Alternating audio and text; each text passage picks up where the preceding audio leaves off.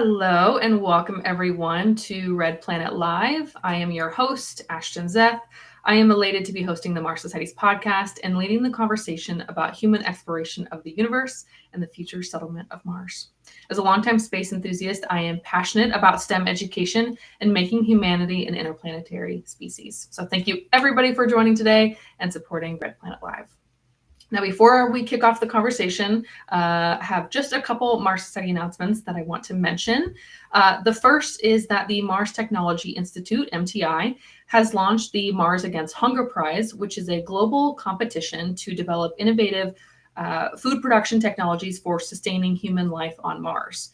With traditional greenhouse methods proving inefficient for large-scale settlements, MTI seeks alternative biotechnologies like methane-based protein production. And these advancements could not only support future Mars missions, but also combat hunger on Earth. So innovators worldwide are invited to participate in shaping the future of space and global food security. So check out that link. Oh, there we go. That QR code, scan that right there, and it'll take you to the website and you can check out more about the Mars Against Hunger Prize. And second announcement, so I just have to say, for those listeners, I know we have a lot of repeat audience members, but I just wanted to say, hey, if you are enjoying the podcast, please take a moment to rate us on Spotify and Apple. Your support helps us reach more space enthusiasts and bring you even better content. And we sincerely appreciate the support for Red Planet Live. So give us a rating on the platforms that you use to stream the podcast. All right, so for the fun stuff, today, going to be speaking with a new guest. Her name is Shelli Brunswick. She is a distinguished leader in the global space ecosystem and is renowned for her advocacy for space technology and innovation.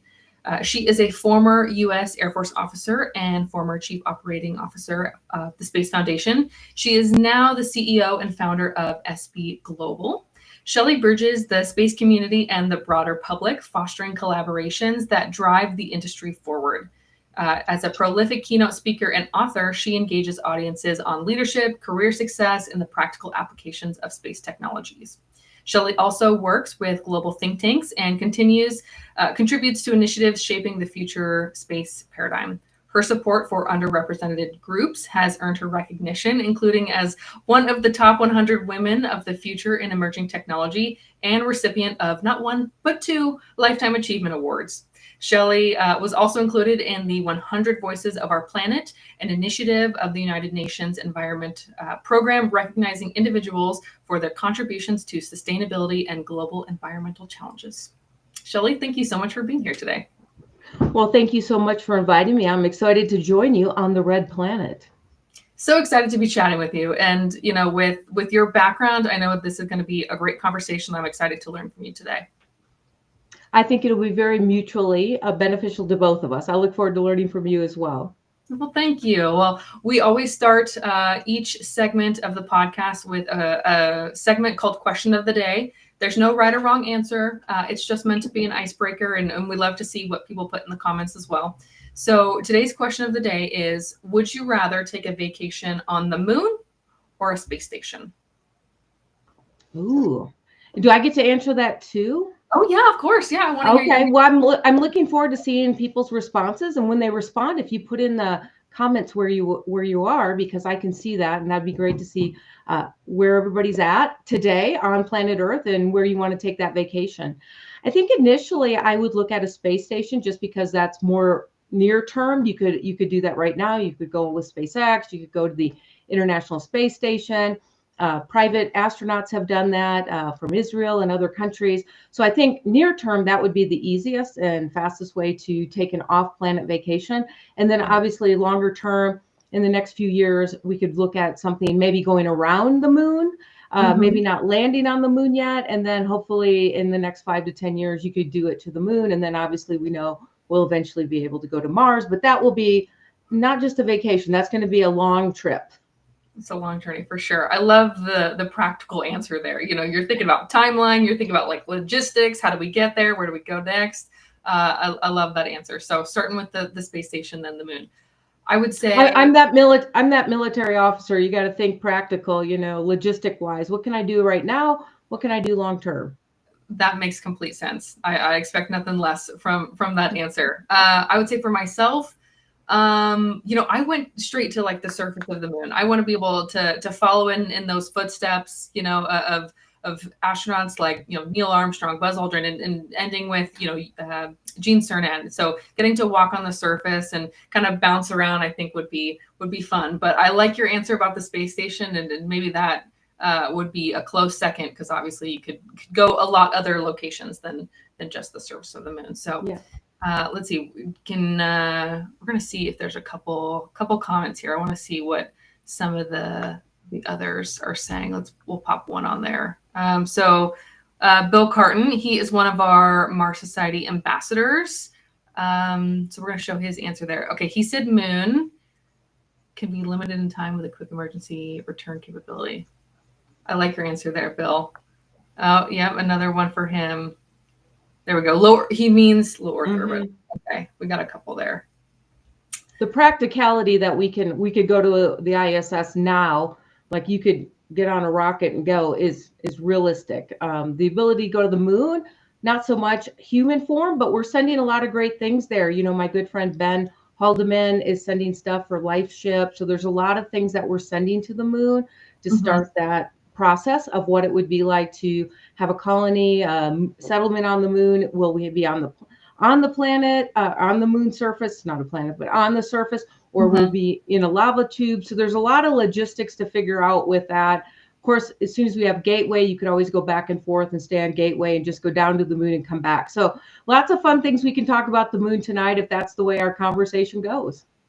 Hey, I'm sure we'll get some of those questions. We typically will get to cover moon, Mars, and everything in between. But you mentioned your background in military, so I thought that might be a good place for us to start. Can you talk a little bit about your journey from the U.S. Air Force to becoming a leader in space, and how did you get on this path? Absolutely. So I like to share that my journey has 4 chapters. And that first chapter is right out of high school. I joined the Air Force. So I enlisted in the Air Force because I didn't know what I wanted to do when I went to college. I'm sure many people feel that way. I didn't have college money, and I'm sure many people know what that is like. And I wanted to see the world. And back in the 80s, the best way to see the world was to join the military. So I enlisted in the U.S. Air Force. I was stationed in Turkey. I was a personnel specialist, so HR, human resources. So I learned a profession. I got to see the world. And I was able to go to school at night. So I even started that college education. And so it was a wonderful way. And I did that my first 12 years in the Air Force. I was an enlisted airman, went to school at night and on the weekends, completed both my bachelor's and master's degrees, going to school at night, was able to apply and become an officer in the Air Force. And the Air Force made me a space acquisition officer or procurement officer. So I transitioned after 12 years as an enlisted airman to becoming an officer in the Air Force. And what procurement means is, somebody has to buy or oversee the buying of those satellites and launch vehicles and ground stations. So it was a really exciting, big transition. Did I think it would happen? I never had a dream that I'd be in the space industry. So it was super cool. And not only did I do all those procurements of rockets and ground stations and satellites, but I also got to teach at Defense Acquisition University. I taught the space procurement life cycle. And then I culminated my career working on Capitol Hill as a legislative liaison. So understanding how the government allocates its resources, how the Air Force got its money, how it allocated its money to the space assets. And I was in the Air Force before Space Force came along. So that's why I did space procurement. So after 29 years in the Air Force, I retired, and I was fortunate that the Space Foundation was looking for their next chief operating officer. So I was fortunate to become the next chief operating officer at Space Foundation, an amazing team. Many people may know Space Foundation for their world-class space symposium that takes place every April in Colorado Springs. So it's a fabulous event. They also do educational programs. They have an international teacher liaison program. So if you're a teacher, you can apply for that program. They do art contests. They have a lot of other programs that are educational. So after 9 years of being part of Space Foundation, I really realized that I wanted to be that entrepreneur. I wanted to be the person that could kind of be from the space industry and bridge to the general public.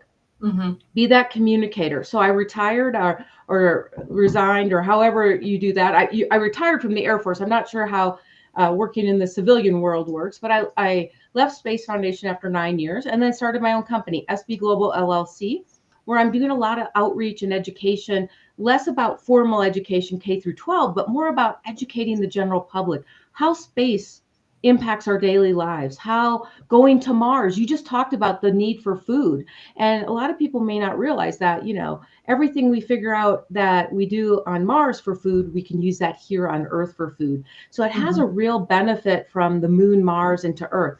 So being that communicator, as well as writing articles and a strategic advisor. I serve on several board of directors. So it's a wonderful journey I've been on the last year. So I like to let people know you may be an entrepreneurial thinker. You can be an entrepreneurial thinker no matter where you are, if you're working for someone else, or you can start your own company like I did and be an entrepreneur, which has its pluses and minuses. And we can talk about that as well. So that's a little bit about my journey. I love it. Okay, well, I want to dive into each of those chapters. But, one of the things that I'd be curious to talk about is, there's a lot of people like myself that work in other industries. Like I work in tech. I'm in tech sales, and I have always been interested in space and knew I wanted to start to make that transition. And that's how I got involved with the Mars Society. And now I'm in the Thunderbird School for Global Management, working on a space program. And so there's a lot of individuals like me that want to make that transition. What advice would you give to young professionals that either, don't know where they're going? Maybe they're interested in space, but they don't know how to start. Or you've got individuals like myself that are currently in industry, but want to make that transition to space. What advice would you give those people? Awesome. So that is something I'm writing in my next book, what's called What Space Got to Do with It? An Interstellar Guide to Success. And so what it really comprises is three things: awareness, access, and action. And what I mean by awareness is exactly what we're doing tonight. We're creating awareness that there's opportunity in the space industry. And we can talk more about that later. But, when 60 years ago for the Apollo mission, you either worked for a government, you were from one of two countries, you were a male, you were a STEM professional, and that's how we went to the moon and returned safely. Now there's commercial space. We need all the career fields from high school graduate to PhD, manufacturing sector to astronauts and rocket scientists and everything in between. So there's never been a better time. And you don't have to just be a young professional like Space Generation Advisory Council age, the SGAC. For those of you who are not part of SGAC and you're under 35, fabulous organization. But I've even talked to mid-career people. They were in sales, like pharmaceutical sales or health tech sales. And they were like, I always wanted to be in the space industry, but there wasn't a place for me. We didn't need salespeople when it was government run space industry. Now that it's commercial, you need salespeople. So people who are mid-career can transition. They can go to like the Thunderbird School, like you mentioned, or they could go to the International Space University and they can learn. And then they can start going to these conferences. They can network. They can build their relationships. They can join the Mars Society. They can find a mentor through the United Nations Office of Outer Space Affairs. And they can network into the space industry and make that transition. And I've seen individuals, as we know from a mutual friend, Desmond, who started in Cameroon and came all the way through the Thunderbird School and now is in the United States doing space, to I've seen mid-career individuals who've left the oil and gas industry and are now in the space industry. So it's never been a better time for anyone. And if you're interested, that awareness, access, and action. Yeah, that lays out a great framework for opportunities and ways for people to get involved. I remember reading in a book by Kelly Girardi, not necessarily rocket science. She was saying that just start by volunteering. Look for an organization where you can volunteer your time and your effort, get your foot in the door, and you'll start to see those opportunities open up. And that's how I originally found, the Mars Society. I was looking for a way to get involved and, join an organization, and here we are. So yeah, you're absolutely right. There's lots of opportunities out there. So find the awareness, and take that action. But you mentioned that was in your upcoming book. So tell us about your book that you already have out called What's Space Got to Do with It? 10 Lessons for Personal Growth. I know in the book that you address, applying some of the space insights to leadership and innovation. Can you talk through what that looks like? Give us an example of that application. Absolutely. Well, we were just talking about chapter 1 right now, which is take advantage of opportunities. So I shared during my journey when I was enlisted airman, I had the opportunity to take advantage of tuition assistance, which is the Air Force helped pay for my college, and I went to school at night and on the weekend. Now I had to give up my weekends or evenings to do homework or go to class. But by doing that and taking advantage of that tuition assistance, I was able to apply and become an officer. But you talked about it as well. In the book, I interview 30 global thought leaders, and each chapter has 3 of those interviews. And in that first chapter, Dr. Chidima Aroka Joy is in there, and she is with the Nigerian Space Agency, and she talks about taking advantage of opportunities. And sometimes opportunities, she calls it unpaid work. That's how they phrase it in Africa, but we would call it volunteering. So just like you said, volunteer. I know a lot of people, you start volunteering for SGAC or IISL, you know, which is the International Institute of Space Law, UNUSA, Women Tech Network, G100, the Mars Society. You start volunteering, and that helps build your network. You learn the language, you learn the culture of space. You get to meet people, you go to the conferences, and that networking is what helps you find those career opportunities. So like you said, take advantage of opportunities. That's chapter 1. Chapter 2 is try anyways, even when the odds are against you. So we know in the space industry, it is challenging. We've seen some wonderful footage of, you know, SpaceX or other activities that, you know, have anomalies, which means they didn't quite achieve what they wanted, but they learned a lot. And SpaceX has a great video, you know, how not to land a rocket, I think it's what it's called. And it kind of shows a lot of their great mishaps, they'll call them. But when I applied to become an officer, so I'm not a STEM professional. So I'm a traditional space person because I came in through the military, but I'm also non-traditional because I don't have a STEM background. I have a business background. Both my bachelor's and master's are in business. So at the time I applied to become an officer, the Air Force was looking for STEM professionals. So I did not have very good selection rate. And on the first time I applied, I was not selected. So what I tell people is that means it just, what's plan B? What's plan C? What's plan D? But at that time, the Air Force would automatically send your application to another selection board. So you could update it or you could not. You could just let it ride. Well, I chose to update it because I always wanted to know, like, I gave my best effort. So I updated my application. I rewrote it. I got new letters of recommendation. I tried to reposition myself, how the selection committee would see me in the best light. And on that second selection board, I was accepted. So I share with your audience, you know, space is hard. Coming into this industry is challenging. Just like any industry, it takes time. It's not going to happen overnight. You know, you volunteer, you find paid opportunities, you read books, you network, you go to conferences, but hard work. And when I worked on Capitol Hill, they called it, you know, shoe leather, you know, walk in the hall. So you put that shoe leather in and it will happen for you too. It brings up a conversation I had. It reminds me of a conversation I had with astronaut Jose Hernandez after his movie came out, and talking about how he had applied to the NASA astronaut program. I think it was 12 times was how it was, and you know, getting rejected, and like, okay, what do I do? How do I level up my skills so that when I reapply again, I'm one step closer to where I want to be and being selected. So yeah, the persistence, the tenacity, and like, hey, how can I enable myself to be prepared for that next opportunity? And I talk about Jose in the book as well. He's amazing. And his story is, you know, it's not failure. Just take that failure and make it FAIL. First attempt in learning. That's what I did. That's what Jose did. You're not failing, you're learning. The best lessons I've ever learned is because I didn't accomplish the goal the first time.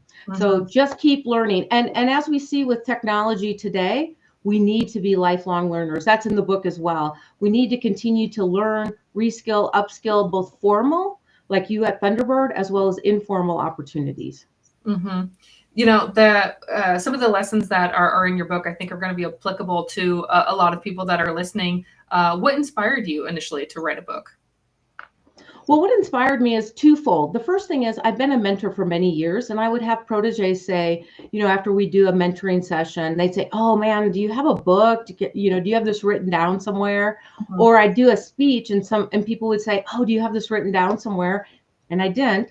And then the other thing was I was invited to be the Colorado State University Pueblo commencement speaker. And so as I'm thinking about what I'm going to say, I talked to the president at the time, Dr. Mote, and he was like, look, keep it real. These kids don't know what they're doing tomorrow. Talk about your setbacks. Make it real to them. What's on social media, he didn't say this, but what I share with you, what we see on social media is not the real world. Every day is, so keep it real. So I kept it real. And so the first 3 lessons in the book are from that commencement address. I also, in 2022, I also did a TEDx Manitou Springs talk where which was titled, "What Space Got to Do with It?" My coach came up with the title for the talk, and then I just pulled that title for the book, and then each book in the series will just have a different subtitle. So it's kind of a culmination of my journey and my career, getting feedback from people that it was just the right time to start writing this down.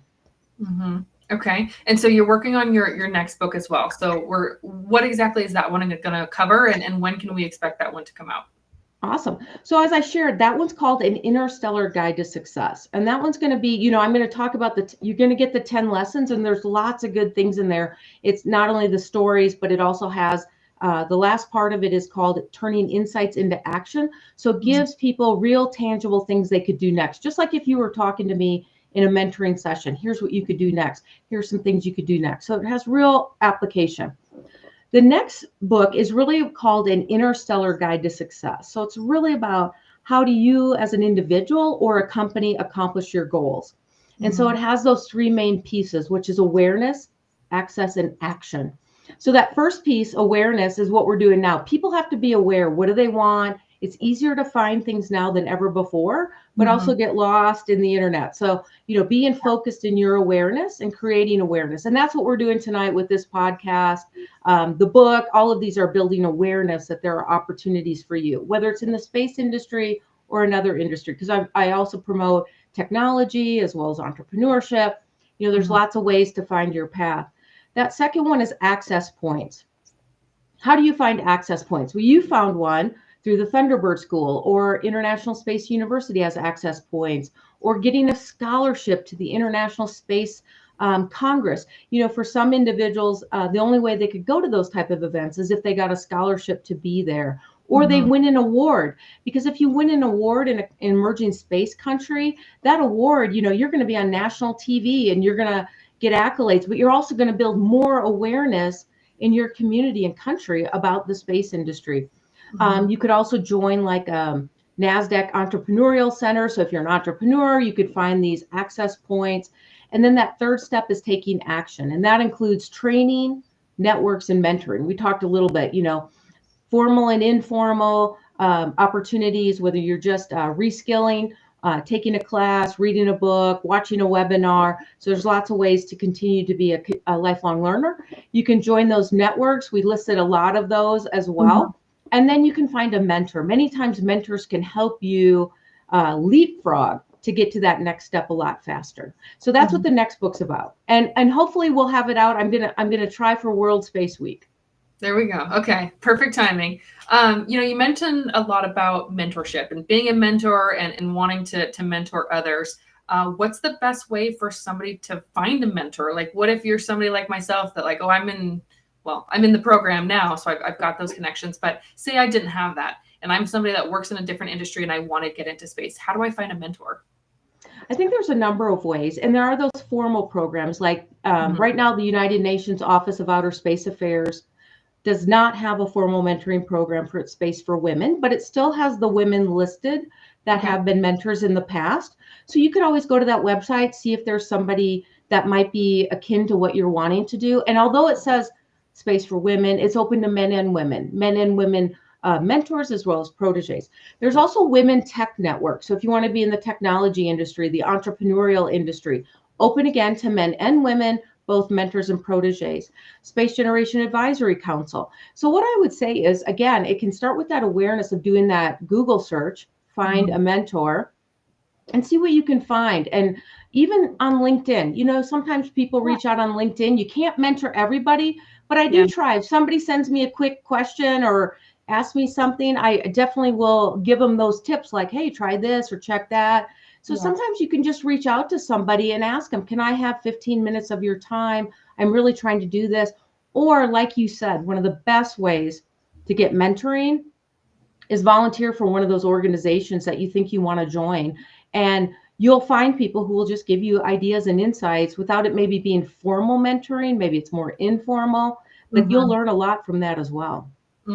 Yeah, absolutely. As I'm going along through the Thunderbird program and starting to make those connections and getting to meet people, whether it's through Thunderbird or through the Mars Society, getting to make these connections in interview and through podcasting, I've made a lot of great relationships and, finding some mentors that way as well. So yeah, just getting yourself out there and introducing yourself, even if it's a quick LinkedIn message, it opens the door and you might find somebody that you really hit it off with.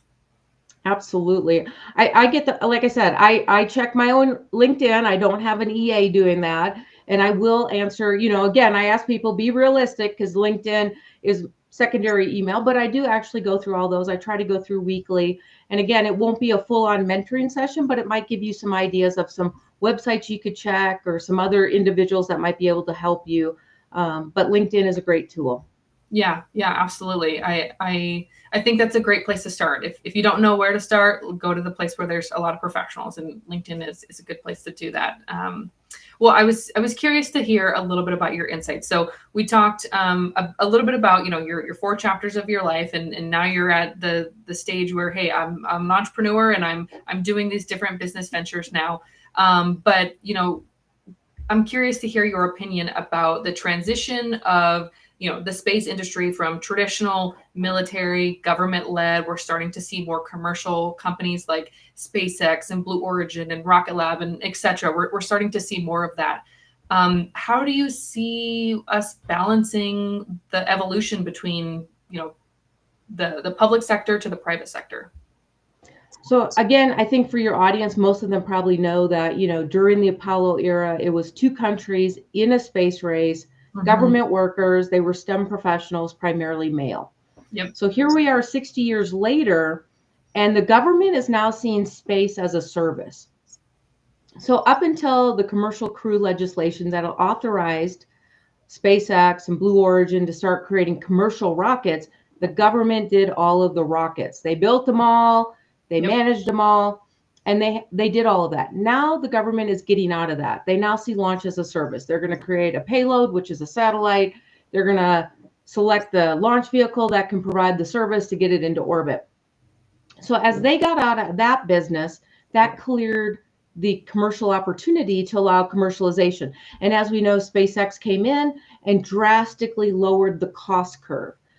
And why that is so important is it has now made access to space to do all of these activities. Like launch itself is not the biggest thing that's happening in space. Launch is an enabler to allow all those things to happen in space. And I'm going to come to that in a second. But by bending the cost curve to get to space, it's now created access not only for the US government, but also, commercial entities, satellite services, emerging space nations, communications, and so many more. So by lowering the cost curve, so we can see where industry can come in and create a different return on investment and lower the cost. And now you're seeing that next evolutionary wave where you're looking at NASA and the Air Force and stuff getting out of low Earth orbit, getting out of space stations. You're going to decommission the International Space Station by 2030. All these commercial space stations are now competing to be commercial space stations. So there's a lot of opportunities as the government backs out and allows the commercial sector to come in, which creates all these new career opportunities, as well as products and services. So I talked about the launch, but when you think about space, it's also here on Earth. Like we're using a telecommunication platform. This technology was invented by the Apollo era. So all telecommunication, all the Zooms, all the things you're doing on Teams is all thanks to the space industry. So every day people are using space applications and they're not even aware of it. So the more the government steps out of the space industry and empowers entrepreneurs and investors to take over that space, they're going to create economic opportunity that all of us citizens get to benefit from. And that's in agriculture, healthcare, communications, artificial intelligence, robotics, miniaturization, etc. And a great place to look, if you're an entrepreneur or investor, is to go to the NASA Tech Transfer website. There are thousands of patents that are waiting to be commercialized by you. Our government has found this technology, they've patented it, and now they're waiting for you to apply for that patent and potentially a grant to start to commercialize that technology. So great opportunities for commercialization and investors. Okay, say that website one more time. So for those that are trying to type it into their search bar real quick, say it one more time. Absolutely. So it's the NASA Tech Transfer Office. You can Google it. And for your European folks, there's a ESA, the European Space Agency, also has a tech transfer office, as does the Japanese Space Agency, JAXA. But the US government has the most patents. So NASA has those patents, the US Air Force and Air Force Research Lab, the Department of Energy. So there's lots of those. Some of those are classified, so you have to be a US citizen with certain clearances. But some of those, like I said, are agriculture, telecommunications, healthcare, anybody, not anybody, but you have to apply for the patent and go through the process. But NASA has people that are waiting to help you do that. Mm-hmm. I'm curious, is there any particular technology, some sort of innovation that you're really excited by as we're starting to see the commercialization of space? For example, I had an opportunity to interview the president of Max Space, and they're creating inflatable space habitats. And was it maybe I think it was Black Star Orbital, but we heard from somebody that they were launching small CubeSats, and you could put in a wedding ring, and you could have it launch and bring it back, and this diamond was in space, and you give that to your significant other.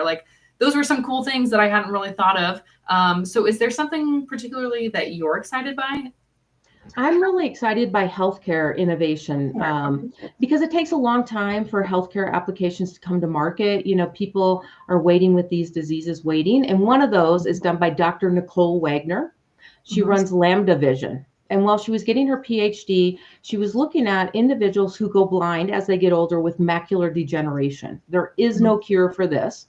And what she realized is she could grow, 3D print a lens replacement on the International Space Station. Now, she is not a space person. That's the other part. Not a space person. She's a doctor. She's a medical doctor.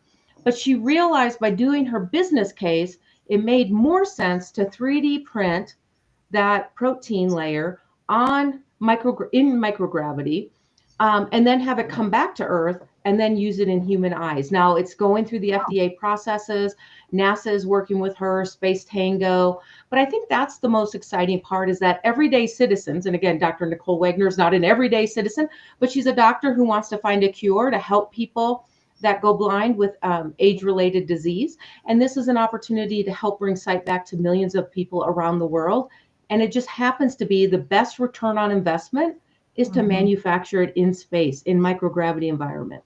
And there's so many more applications like that. Osteoporosis treatment, so many more applications. They're doing cancer research. So as we take more of these things off planet to research them in microgravity environment and bring them to market, we can do it faster. And then when we add in artificial intelligence, it's going to be a total game changer to how we can help create better, healthier lifestyles and lives for people here on the planet who are suffering from diseases that could one day be curable. Yeah, that's incredible. And back to your point earlier, how space is helping us here on Earth.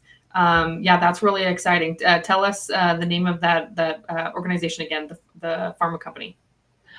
It's Dr. Nicole Wagner, and she's with Lambda Vision. Lambda Vision. Okay. Yeah. So for anybody that, is, again, looking this up as soon as you're talking about it, they know what to go Google search.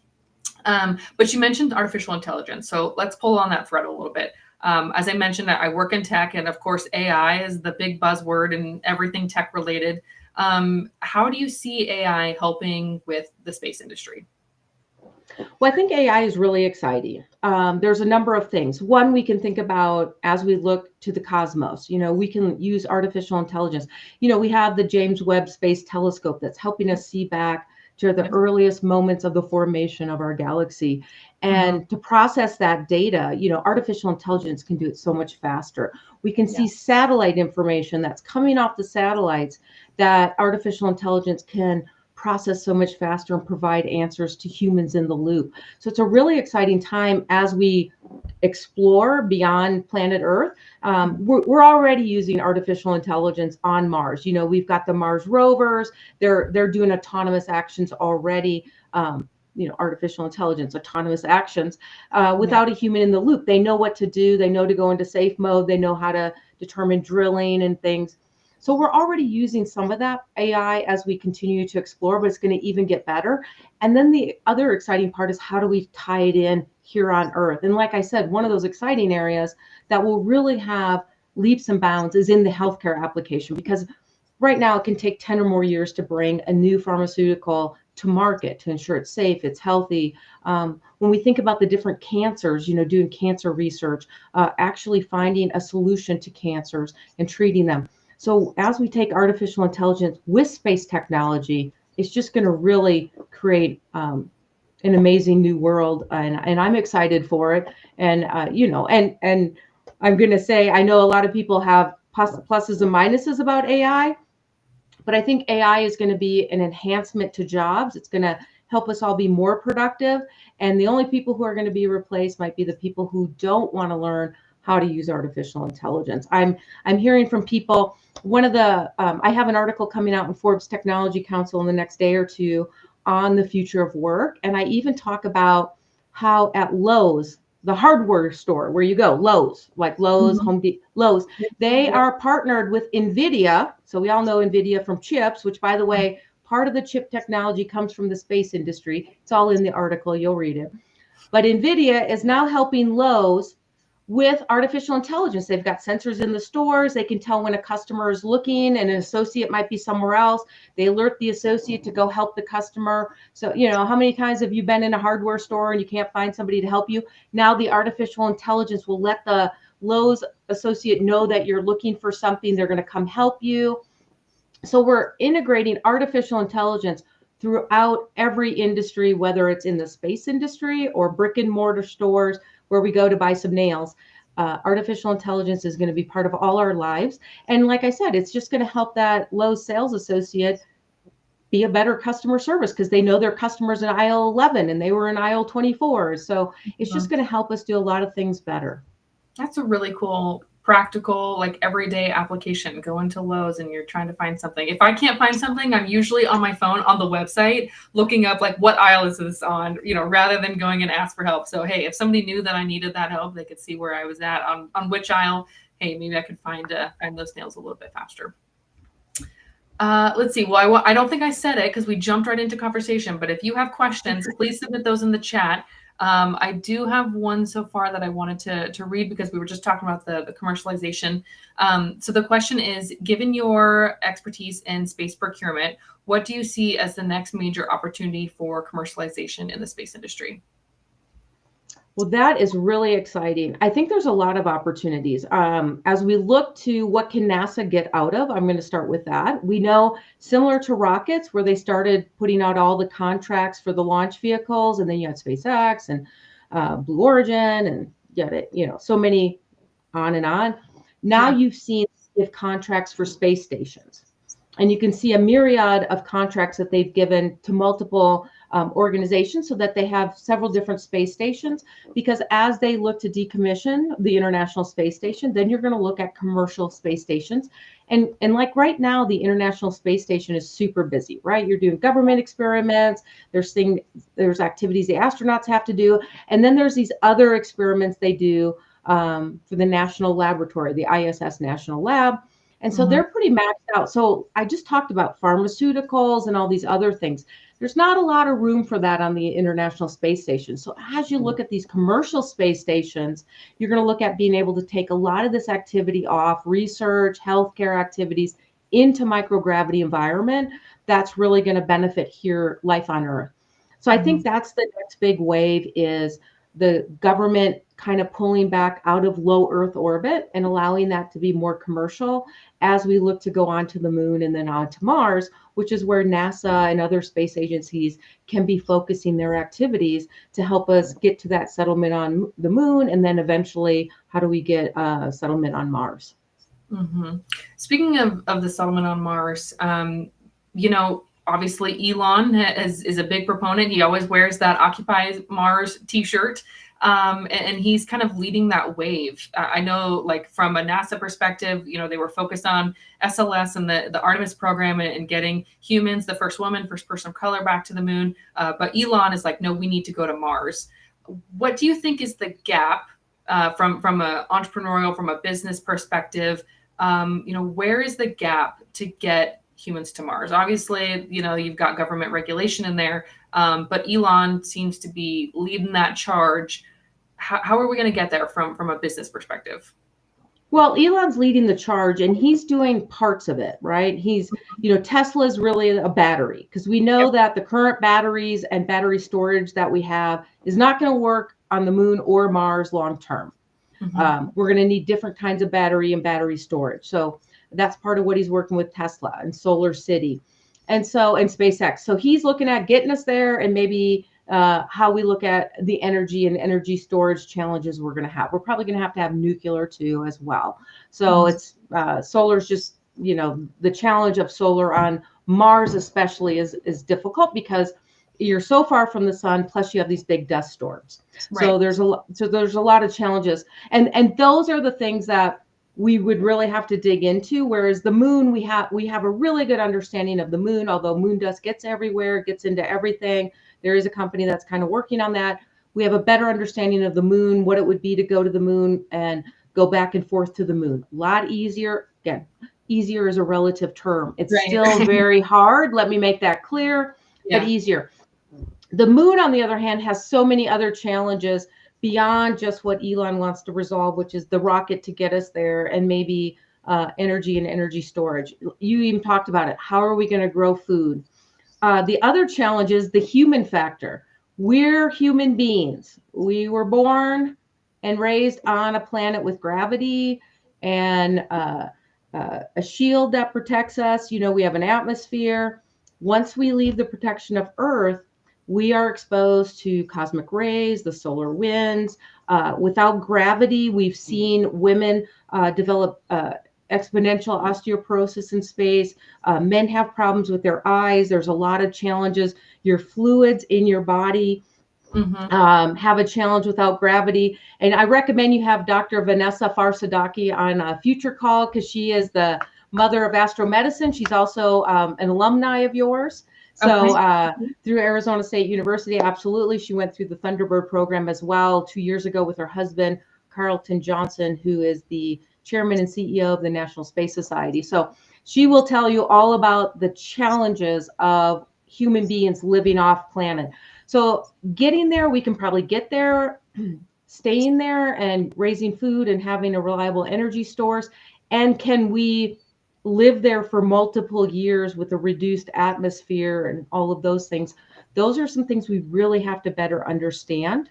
And there are some, like the German Space Agency is doing some research on human beings off planet, measuring the radiation and the impact. So there's a lot of things that we're going to have to figure out. And there's a saying, slow is fast and fast is smooth. So I'm not saying we have to go back to the moon first before we go to Mars, but we definitely have to solve many of these major, and I'll call them wicked problems, which is a project management term, for some of these challenges that we have. And I know, like you said, there are a lot of organizations that are looking to solve them.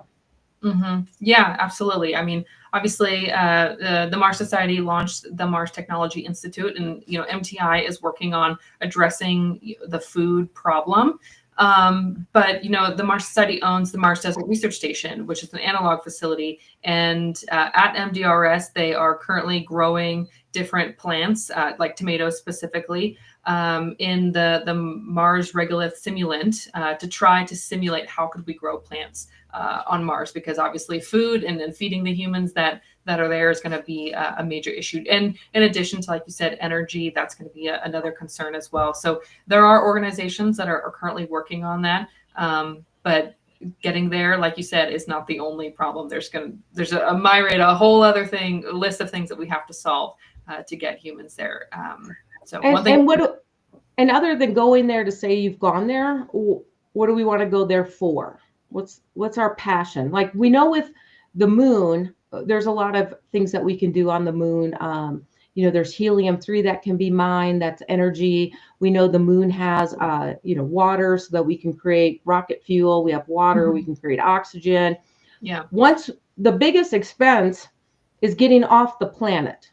Hmm. And so if we can create a station on the moon where we don't have to keep sending things, payloads up from the Earth, and we can do the manufacturing in space on the moon to go on to Mars or anywhere else we want to, it'll be a lot easier. So again, easier is a relative, again, easy in the space industry is a relative term. I'm sure the emails are coming in. Easy living on the moon. It's not easy. But what I share is that there's a lot of opportunity once we're off the planet to do a lot of these activities. And it doesn't necessarily have to be a human there. It could be a human on Gateway, which is like a space station orbiting the moon, which is smaller than our current space station, where people can go back and forth to the moon. A lot of it could also be done by robotics. And again, that artificial intelligence will be a key component.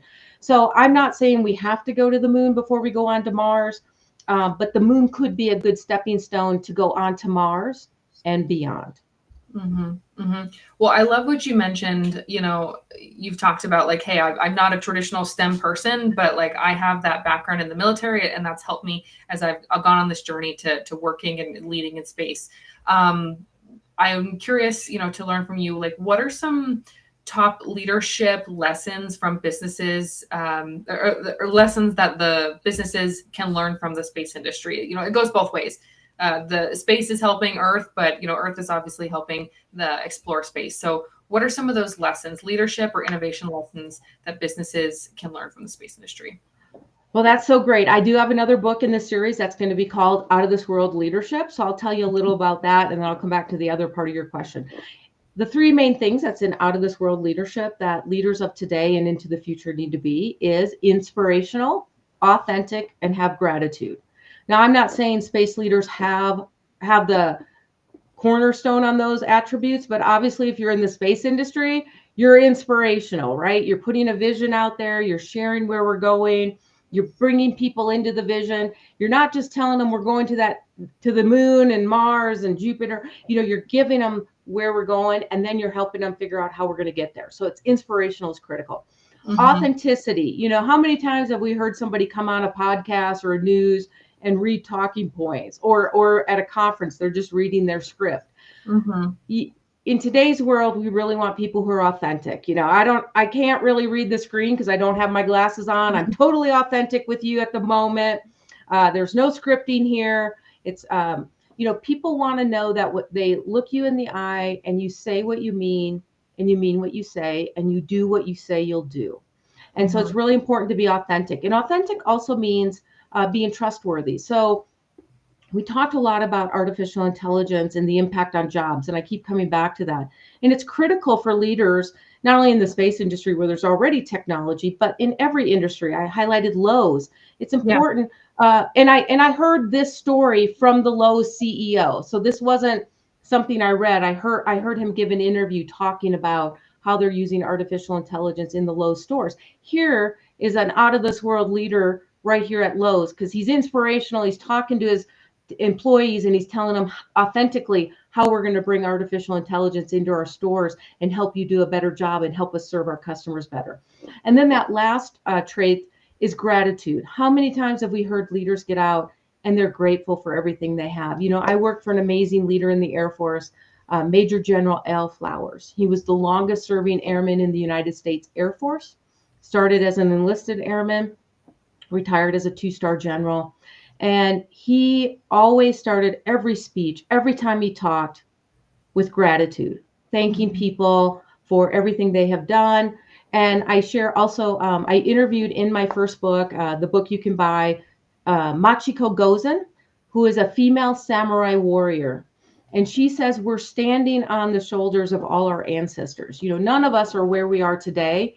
I hear, I didn't have a mentor. Even if you didn't have a mentor officially, you've had a family, you've had ancestors, you've had individuals, and you're standing on their shoulders, just like we are standing on the shoulders of the Apollo era, reaching for Mars and beyond. Mm-hmm. I love the bit about gratitude. My mom always says to have an attitude of gratitude. And so I try to operate with that as a mantra. But, I wanted to ask a little bit more about that inspirational pillar that you just mentioned. Um, you know, right now we're in like the next phase of the space industry. We witnessed the golden age, Apollo missions. We saw humans get to the moon. How do we inspire the next generation, the generation that didn't witness that wasn't seeing it for the first time? Space has been a part of our lives for people that are millennials or that are, now in Gen Z. It's not anything necessarily new to them because it's been around their entire lives. How do we inspire the next generation to be interested in space, and why is it important? So I think it's less about being excited about space, because that's a very nebulous concept. And I say that because I've met college students who are geniuses. And when I talk about the space industry, they go, oh, that's just too big for me. I can't think about space. So we're making this thing space, like this thing on a shelf that only certain people can have or touch or do. And I think that's part of what I'm trying to do. Let's take space off the shelf. Space is part of our everyday life and everybody can be part of it. And I think what we need to do is highlight not space is going to the moon and Mars and beyond. We should, but it's also about all the careers. It's sales, it's marketing, it's interviewing, it's media, it's business development, it's C-level suites, it's board of directors. There's all these different opportunities. And what we need to do is we also need to bring space into the classroom. Right now, space might be an after school activity like a robotics club, or space is about memorizing planets, or it's about history, what we did. We've talked about Apollo era many times. You said the golden era of space. I really hope that the Apollo era is not the golden era of space. I hope that it's the foundation, but I'm looking forward to what the future, maybe it's the platinum era of space is. There we So go. we need to bring space into the classroom so that kids see this as an everyday thing, that it's fun, it's understandable, it's how they can engage, it's about career opportunities. It's like, I could be in space, but I don't have to be an astronaut or a rocket scientist. I could go into this, I could get a business degree, I could get a marketing degree, I could be a writer. There's all these different career fields that they could do. And we need to make it relatable and fun in the classroom, which is where it starts.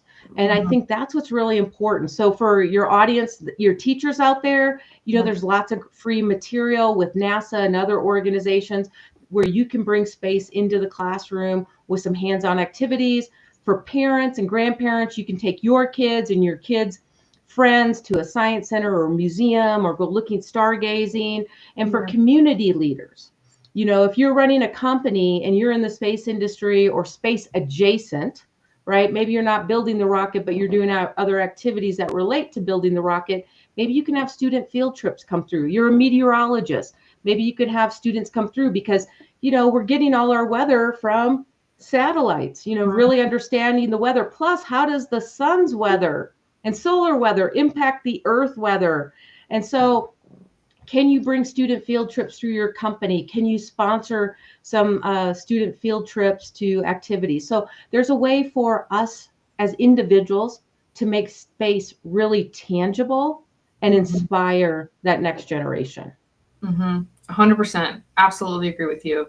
Within the Mars Society Ambassador Program, we have a ton of teachers, and we have individuals that specifically go out and do public outreach for students and to try to get kids interested in pursuing those careers.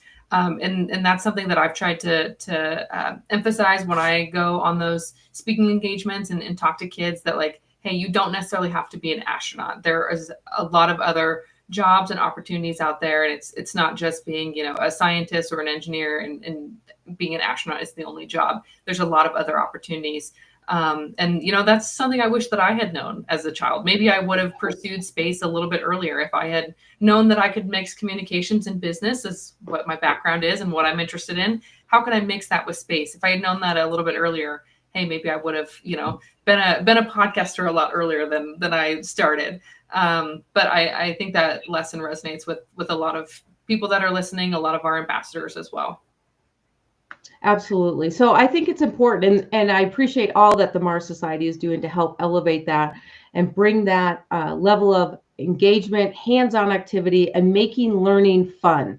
Because when you're having fun, it doesn't feel like you're learning, and you're going to remember what you just experienced. And then you're going to take that excitement home, and you're going to tell your parents, and then they're going to get excited too, and understand that space is something that you could do for your career. Because it's, we talk about our mutual friend Desmond, who started his space in Cameroon, and he'll tell me how his family didn't want him to pursue space because they didn't want him to get hurt, because there's no space in Cameroon. But he was passionate, and so he had to, shut off the outside voices, I'll call it, so that he could focus on his dream. And he had to leave Cameroon to take a journey that led him eventually to the United States to be part of the space industry. So we have to make sure that it's not just kids we're inspiring, but we're also helping communities and parents to understand these real opportunities in the space industry. As a matter of fact, most of these opportunities in the space industry are right here on Earth. Right here on Earth, right in your community. There was another one of our ambassadors who was telling me a story that she, in Ghana, she is helping teach and inspire students. And those students are actually teaching their parents who don't know anything about space. And so to your point, just to reiterate what you said there, you're inspiring those kids, and those kids are going to inspire other people as well, their family, their friends, those in their community. And so that, it's not just those individuals that we're influencing, but it's a lot greater, and the impact can be felt at multiple levels. Absolutely. I'm curious. I know we're coming up towards the end of our time here, but just looking ahead, what makes you excited about the next decade in the space industry, and where do you see yourself playing a role in its trajectory? Well, I'm really excited. I mean, as I shared, the next 10 years, replacing the ISS with new commercial space stations, going to the moon. What does that look like? Going on to Mars. Do we become the interplanetary species in the next 10 years? That might be a bit challenging. One of my good friends, Dr. Jack Gregg, wrote a book about the cosmic economy, the cosmos economy, about a real economy off planet. What does that look like? Because to have a real economy off planet, there has to be a return on investment. There has to be activity that relates to the commercialization. So I'm really excited to not only see us as humanity go back to the moon and onto Mars and beyond, but how do we create the real economy, the return on investment, and create that synergy that I'm really looking for, because that will allow this to go beyond a government activity that's really research focused and become a true commercial economic engine, not only for the United States, but all around the world. Yeah. And the role I'm playing, well, that's good. I'm hopefully the role I'm playing is the book, the speaking events. My next speaking event is going to be in Saudi Arabia. I'm speaking at LEAP and Deep Fest. I'm going to be on the LEAP space stage, talking about what space got to do with it. And I'm going to talk about space in our daily lives. I'm also going to be doing a talk on the investor stage at LEAP. And then later in the week, I'll be at Deep Fest talking about space and AI, because Deep Fest is about deep technology. So those are some of the things I hope to do. And then I hope to meet aspiring entrepreneurs, investors, as well as government agencies. Governments, it all starts with leadership. Everything we've talked about today, that's the first chapter of the next book, An Interstellar Guide to Success. The first chapter is actually leadership, because it all starts with leadership in the boardroom, in the C-suite, in the frontline supervisors.